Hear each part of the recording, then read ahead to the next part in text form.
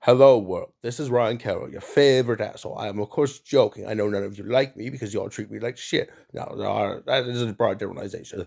I know a number of people who are very kind to me and they're much appreciated. But in general, people do treat me like shit, mean and demeaning, and they're rude and stuff. But what I'm trying to say is, I have a concern with the government of Canada, and I would like to have it addressed. So I'm making an open call to all of you, all across the world, in all your beautiful places with all your beautiful faces to start speaking out. Now, the simple gist or crux of what I'm talking about can be embodied by this little bit of information. I have a concern with the government of Canada. I have a number of concerns with the government of Canada, but we're going to just stick to this one in specific for the sake of this video. It is that the government of Canada claims to treat and resolve conflicts and people with a fair, just, and timely manner. Specifically, I saw those exact words on the Ontario Tribunal, or HRTO. It's the HRTO, Human Rights Tribunal of Ontario. I've seen on their website those exact words. I don't know if they're still there, if they changed them since I've just immediately, moments ago, looked at it.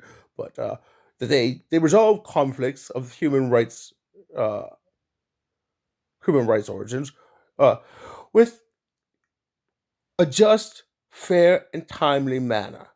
Now, I would like first for those words to be very specifically and completely unambiguously defined. What is fair? How is it that something can be fair compared to something that is unfair in objective and, more importantly, unambiguous terms? Same for just, same for timely. Even like timely to me makes more sense. Like, I can understand how something can be timely, but how is anything going to be fair and just unless you define exactly, specifically, unambiguously what fair and just mean? Now, I've never had trouble accepting fair and just in colloquial terms as being something like, well, neither side was really bothered. That's basically what I understand by fair and just to me. Neither of the sides were really bothered. Now, as soon as one side is bothered but the other one is not, we must look at whether or not one is being fair in resolving that conflict.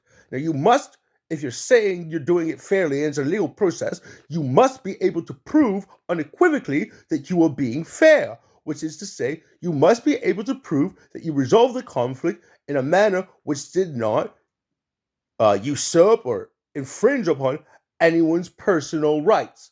And a Human Rights Tribunal of Ontario, for example, has an obligation to, at the very least, prove that they're being fair when they resolve a conflict, or neither side has any justification in accepting the result. Because the whole point of human rights is to be fair to each other.